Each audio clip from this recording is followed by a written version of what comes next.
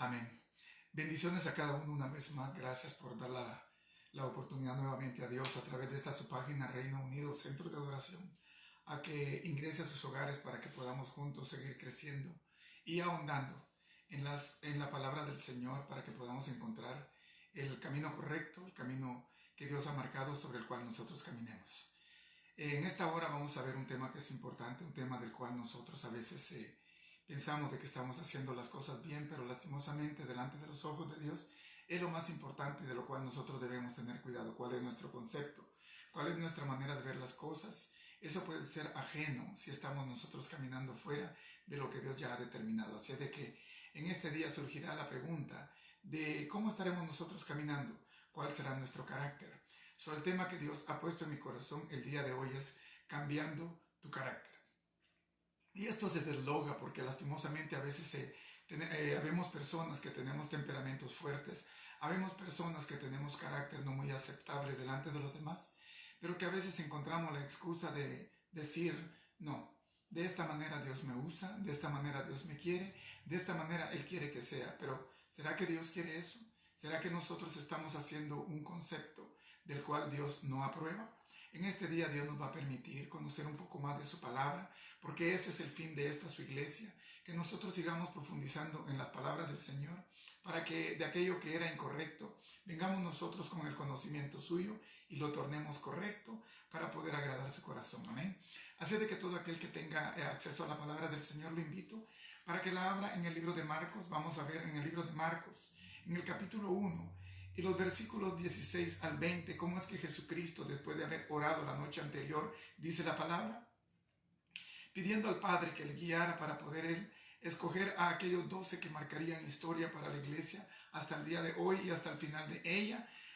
Aquellos 12 que fueron tomados después de que Jesucristo oró al Padre para poder seleccionar a los que conforme al concepto, conforme a las profecías declaradas en su palabra, habían sido ya establecidos. Así es de que en el libro de Marcos vamos a ver cómo Jesucristo comienza llamando a sus primeros 4 que iban a formar los 12, que al final iban a ser los pilares sobre los cuales el fundamento de la iglesia, juntamente con los profetas y siendo Jesucristo mismo la piedra principal del ángulo, llegarían a formar lo que para nosotros como iglesia vendrá a ser el fundamento sobre el cual nosotros caminamos, que es el fundamento de verdad, que es en Cristo Jesús. Amén.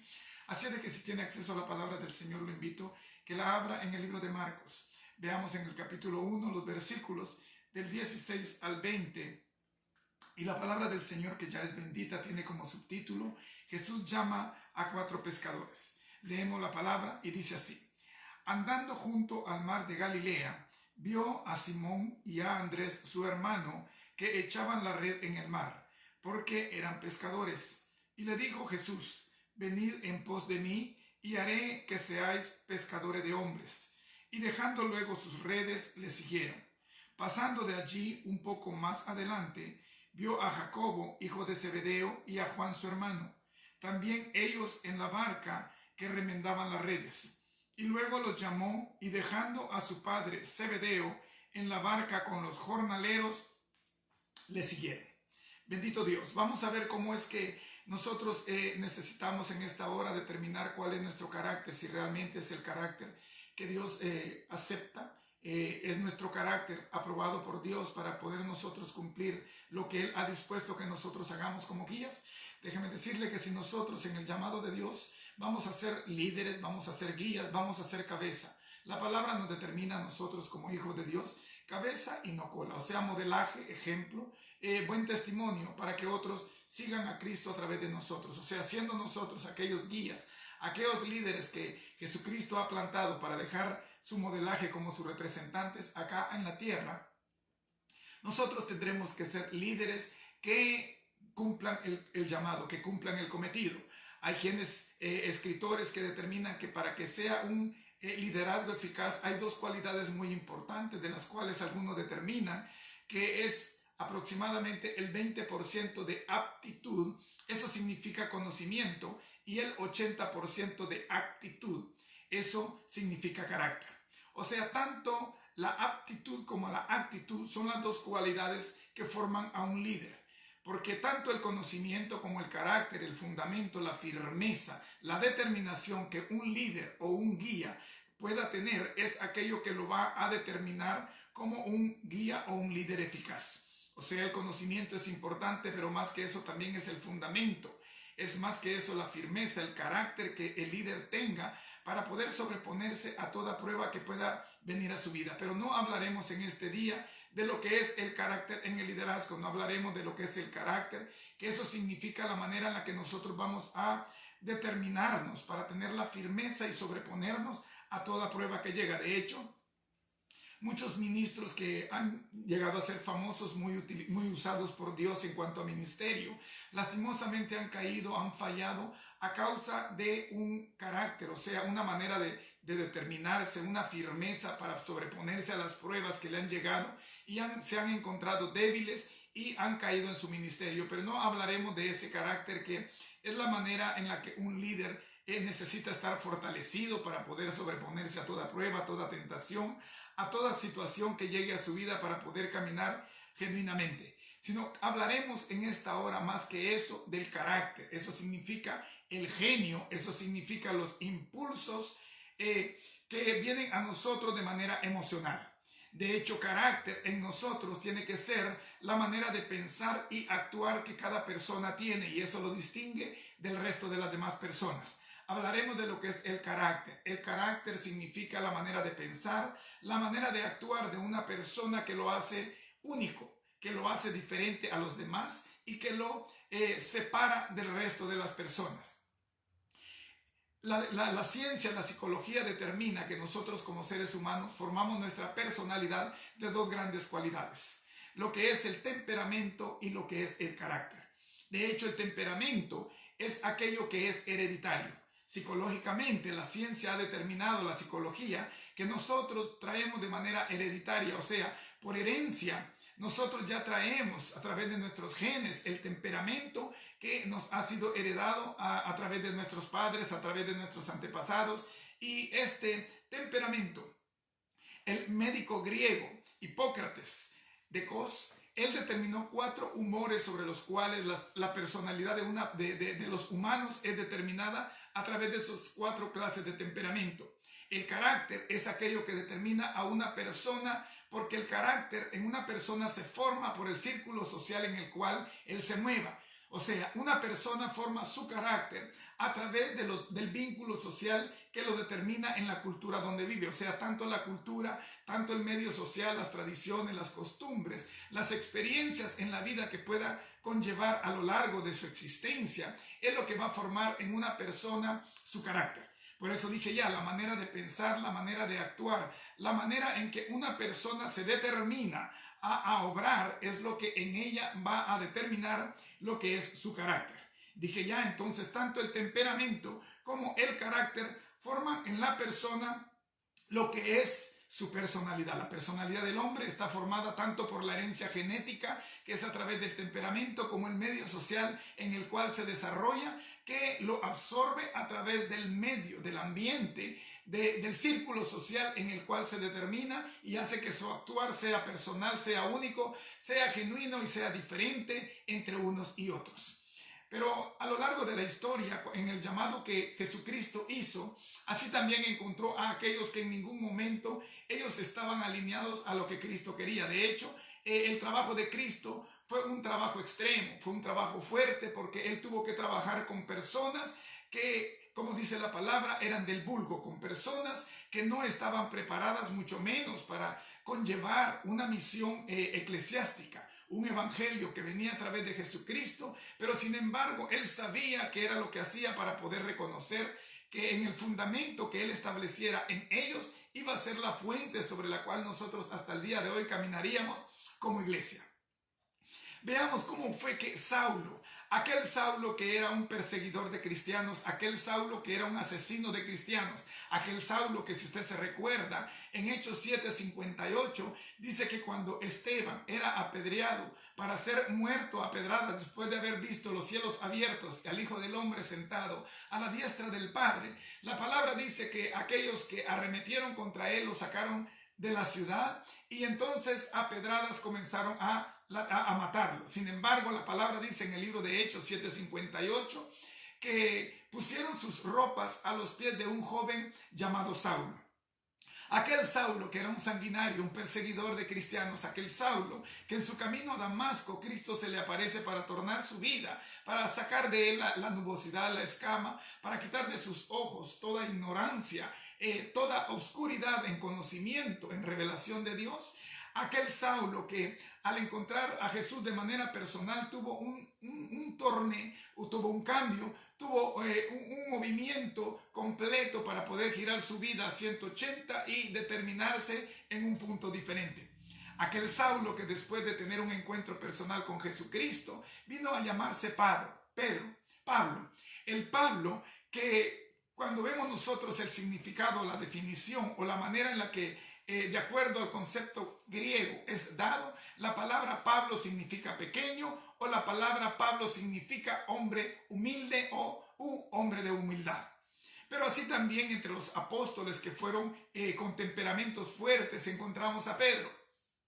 Aquel Pedro que nosotros vimos en su llamado, que fue el primero de los 12 que fue llamado. Por eso dice que cuando Jesucristo caminaba junto al mar de Galilea, dice, viendo a Simón y a Andrés, su hermano, que tiraban la red al mar, los llamó para decirle, os haré pescadores de hombres. Aquel Simón que era tan fuerte de temperamento, que era alguien que era muy enérgico. Si recordamos que en el Getsemaní, cuando Jesucristo fue apresado, cuando Jesucristo le llegaron en la noche para poder ser tomado por aquella cantidad de personas, de sacerdotes que llegaron a buscarlo, los fariseos, que lo andaban buscando. Cuando vemos la palabra del Señor, vemos como Pedro sacó su espada y le cortó, le quitó la oreja derecha a Malco, aquel que era el sirviente del sumo sacerdote, aquel Pedro, al cual Jesucristo le dice, guarda tu espada, ponla nuevamente en su vaina, porque el que a espada mata, a espada morirá. Pero nosotros vamos a ver en la lectura cómo es que Jesucristo ha obrado a través de la historia y quiere con nosotros. También nosotros nos acerquemos cada vez más a su perfección.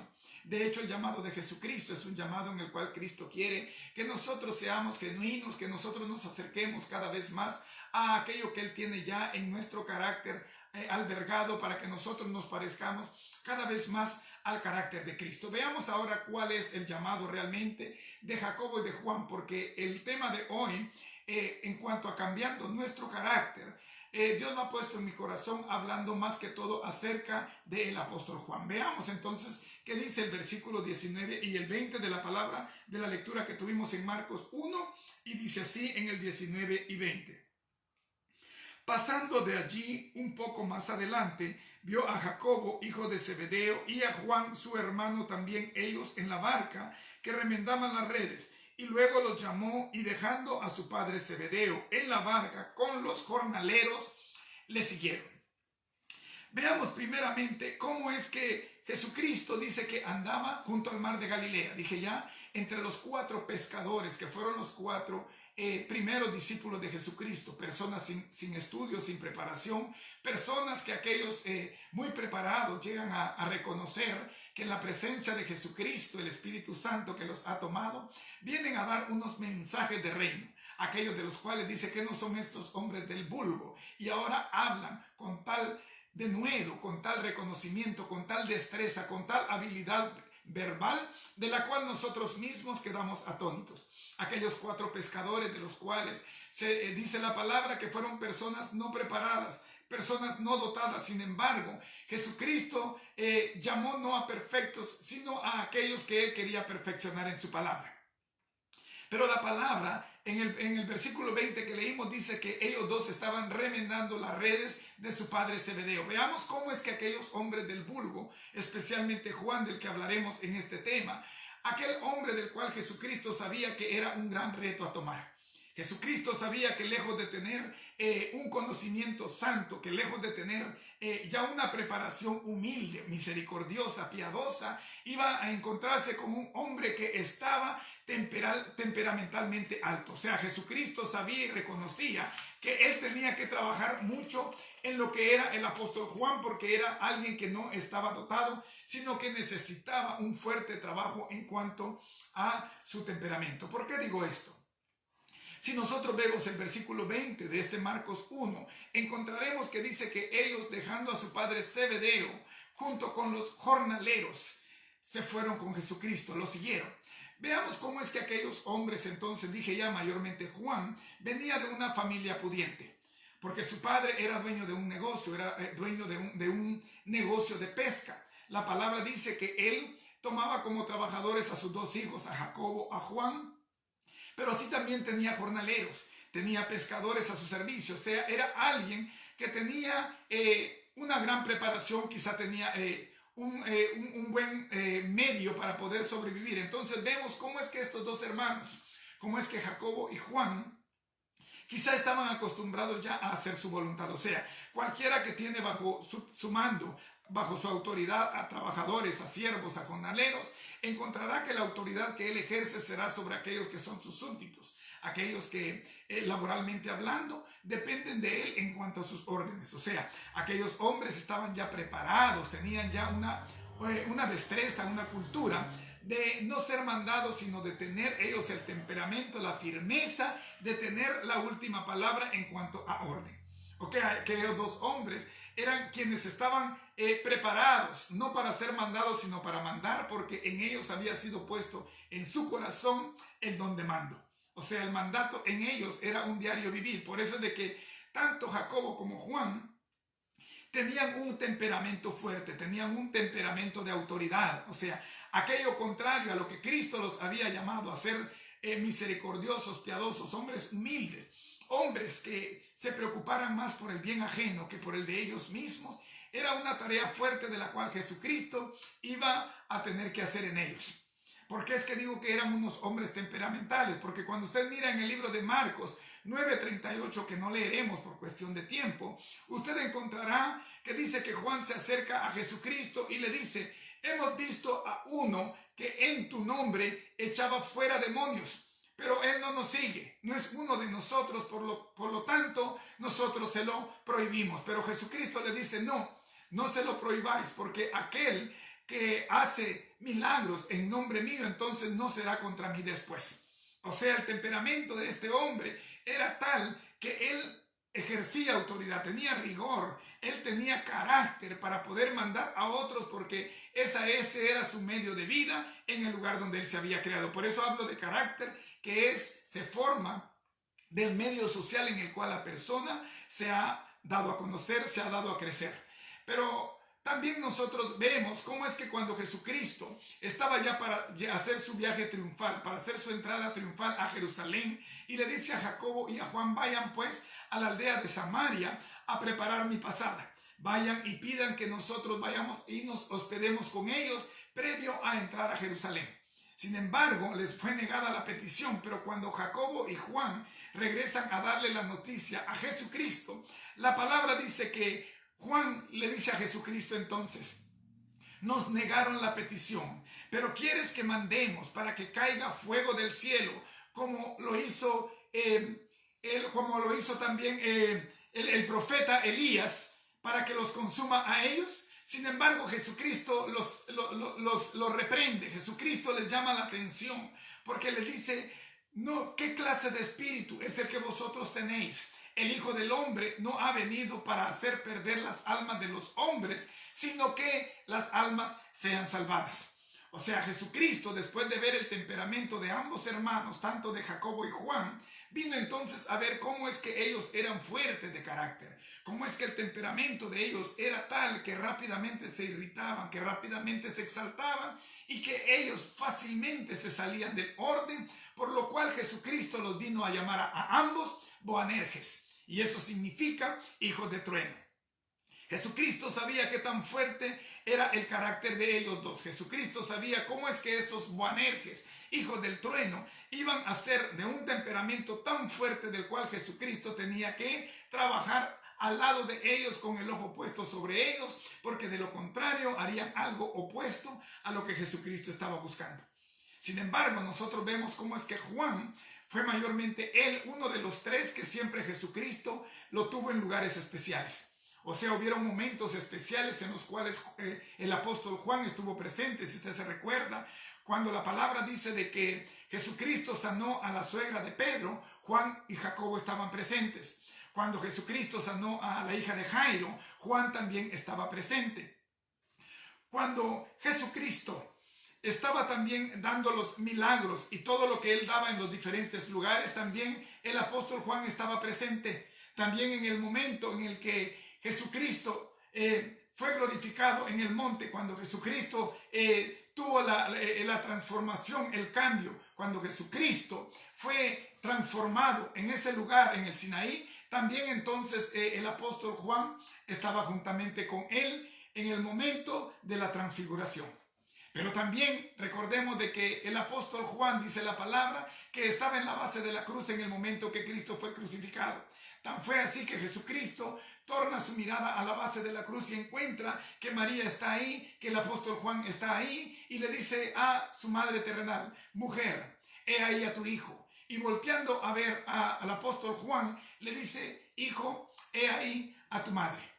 ¿Cómo es que entonces encontramos que después de que este apóstol Juan, después de tener un temperamento fuerte, después de tener un temperamento de fuego, este apóstol vino a ser tornado de tal manera que vino a escribir 5 libros que la palabra nos enseña? 5 libros, de los cuales cuando nosotros miramos mayormente el Evangelio y el libro de Apocalipsis, nosotros encontramos que él tuvo momentos muy especiales, muy íntimos, muy cercanos al corazón del Maestro.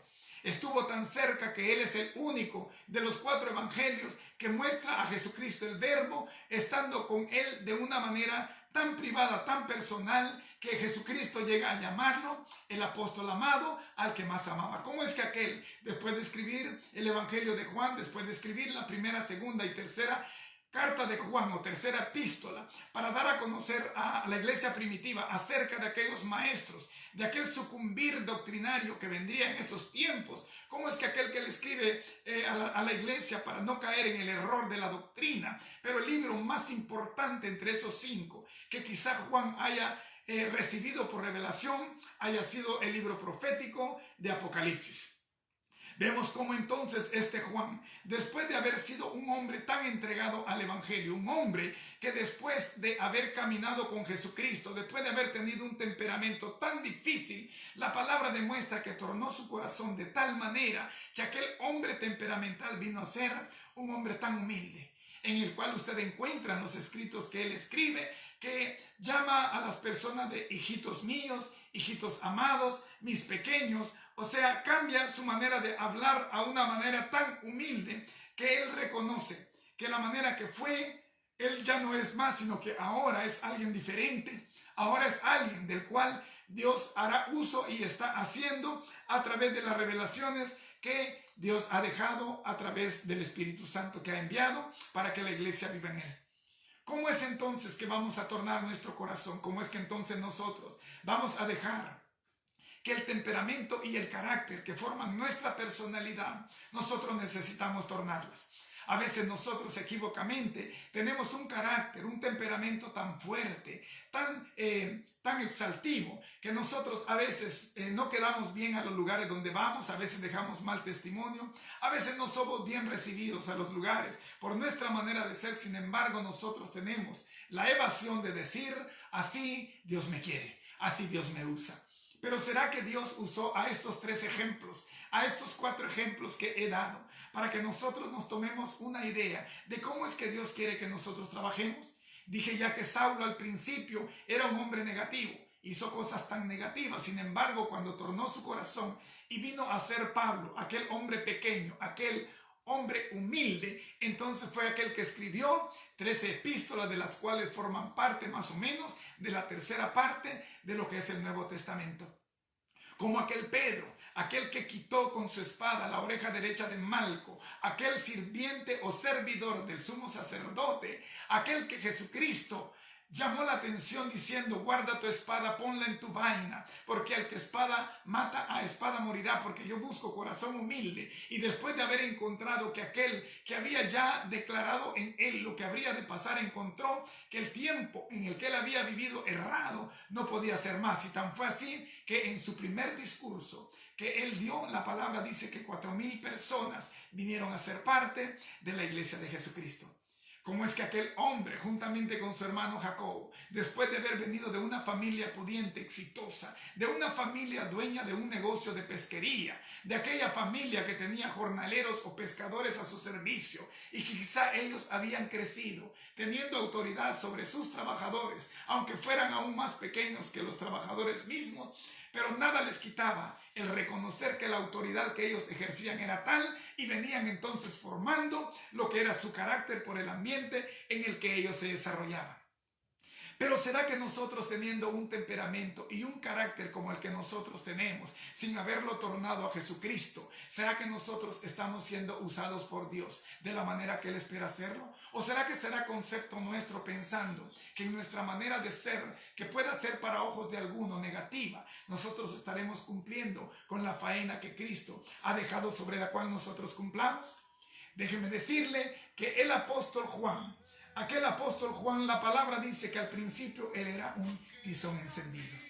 Era un tizón encendido, sin embargo, después vino a convertirse en el apóstol más humilde que la palabra registra. Tan fue así que de los 12 apóstoles, 11 murieron martirizados. Pero el apóstol Juan, la palabra indica que él murió de anciano. Murió de senectud, como llaman, muerte por vejez. Y él fue el único de los apóstoles que no fue martirizado. Tan fue así que la historia dice, la historia judía, la tradición judía habla de que después de que Juan recibió la revelación de Apocalipsis estando preso en la isla de Patmos, la Biblia dice que la historia dice que él regresó nuevamente a ser ministrador en Éfeso. Y ahí terminó ministrando en las iglesias porque él era un hombre entregado al evangelio. Él era un hombre que quería tornar su corazón. Él era un hombre que reconocía que aquel al que Jesucristo llamó no era el mismo que al final de sus días había venido a ser. Él reconoció que aquel tizón encendido, que aquel hombre enfurecido, que aquel hombre temperamental, que fue en el principio de su llamado, ya no era aquel anciano, aquel hombre al cual llamaba hijitos míos, aquel que llamaba a todos aquellos parte de la iglesia como amados, porque él sentía que se desvanía, que él sentía que se entregaba por todos aquellos por amor a Cristo. ¿Será que Cristo entonces no torna corazones cuando vienen ellos a querer entregarse para poder cumplir su llamado? Recuerde que la palabra dice que cuando el ángel de Jehová se presentó a Abraham para decirle que de Sara nacería el hijo de la promesa, la palabra dice que Sara se rió por dentro y se burló. Y cuando el ángel de Jehová le dice, Sara, tú te has burlado, mas ella dice no. Entonces le dice el ángel, ¿crees tú que hay algo difícil para Jehová? Y ese es el mensaje central que quiero traer a tu vida en esta hora. ¿Habrá algo imposible para Dios? ¿Habrá algo que Jehová no pueda tornar en ti? ¿Habrá algo de lo cual Dios no pueda trabajar para que tú actúes de la manera en la que Dios quiere y torne tu corazón? Déjame decirte que para que tú vengas a tener un nuevo nacimiento, tú necesitas tornar completamente lo negativo que fuiste y eres para algo nuevo de lo cual Dios pueda hacer uso. La palabra en 2 Corintios 5:17 dice, de modo que si alguno está en Cristo, nueva criatura es. Las cosas viejas pasaron y aquí todas son hechas nuevas. Si tú sientes que tu temperamento, que es hereditario, si tú sientes que tu carácter, que fue formado a través del círculo social en el cual tú has crecido, tú sientes que no eres aquel que quisieras ser, porque no eres bien recibido, porque no eres aceptado a los lugares donde tú vas y no encajas como testimonio de Jesucristo, déjame decirte que en esta hora yo he venido a hablarte de Jehová de los ejércitos, el único Dios vivo y verdadero, de Jesucristo, aquel Mesías llegado, el enviado de Dios, aquel pan, el maná que ha sido enviado del cielo para que tú y yo reconozcamos que de Él, comiendo de Él no tendremos hambre jamás y bebiendo de Él no tendremos sed jamás, porque tanto el hambre como la sed espiritual todas son saciadas a través de Jesucristo en nuestro corazón. ¿Crees tú que así como el tizón encendido que el apóstol Juan fue al principio porque era un hombre de un temperamento fuerte y después vino a ser un apóstol tan humilde que tornó completamente su personalidad y se ajustó al llamado de Dios para ser aquel único que tuvo el privilegio de dejar la gran profecía para los últimos tiempos, con lo cual se cierran las palabras que Jesucristo, que Dios habló a través del apóstol Daniel, diciendo: Daniel, cierra las palabras y sella el libro, porque no es para tu tiempo, sino es para el tiempo del fin, porque la gente correrá de aquí para allá y la ciencia se aumentará. ¿Crees tú que aquel del cual el profeta Daniel le fue dado por revelación no haya sido entonces aquel que, estando preso en la isla de Patmos, porque era el concepto de Dios que así estuviera, para que recibiera la revelación de Apocalipsis, aquel que en un tiempo fue temperamental, aquel que en un tiempo fue enérgico y vino a ser un apóstol tan apegado a la palabra, del cual Dios hizo uso para entregarle y nosotros recibir el regalo de Dios hecho profecía, y nosotros reconozcamos que el final de los tiempos es aquello que la humanidad sin conocimiento espera, pero que en nosotros como hijos de Dios ya nos ha sido entregado como regalo, para que sepamos acerca de estos tiempos que vivimos y aquellos que vendrán, de los cuales la palabra demuestra que en el arrebatamiento, en el arpazo, en el arrebatamiento que Cristo haga a su iglesia, nosotros llegaremos para no recibir la tribulación ni la gran tribulación de la cual vendrá a la tierra, porque ha sido declarada en la revelación que le fue entregada a Juan. ¿Crees tú que tienes un temperamento fuerte? ¿Crees tú que tienes un carácter que no ha sido muy aceptado porque es impulsivo? Déjame decirte que en esta noche yo te he venido a presentar a aquel único que puede tornarlo, aquel único que puede cambiarlo. Tú podrás ir a cualquier psicólogo y podrás entregarle tu pasado y todo lo que ha venido de ti, para que él determine un test, un veredicto, y te diga cuál es lo que tienes para poder ayudarte psicológicamente. Pero el problema mayor no está en la psicología, sino el problema mayor está en el espíritu. Porque nuestra enfermedad puede ser no psicológica, sino espiritual, y el único médico por excelencia en el campo espiritual es el que te he venido a presentar en este día. ¿Quieres tú recibir al médico espiritual por excelencia para que salgas de esa condición emocional? Si tu problema es el temperamento, si tu problema es el carácter, y aunque se dice que el temperamento, siendo hereditario, no tiene cura, déjame decirte que para el Dios que yo te he venido a presentar en este día, nada ha habido imposible, ni lo habrá, porque Él es el Todopoderoso por excelencia. Torna tu vida, torna tu corazón, torna tu carácter, tu temperamento, y verás que el Dios de todos los tiempos, si hoy te usa, mañana te usará de una manera tan extraordinaria que tú verás que aquel que yo del cual te he venido a hablar en este día ha cumplido su promesa en ti. Te bendigo, te amo en Cristo, Reino Unido te ama, y juntos seguiremos creciendo en la palabra, para que el Dios de todos los tiempos nos encuentre, como dijo Jesucristo, velando y orando, agregando cada vez más semilla a nuestro granero para poder terminar nuestro recorrido. Te bendigo, te amo en Cristo, y que tengas una semana fortalecida en victoria en la presencia del Dios viviente.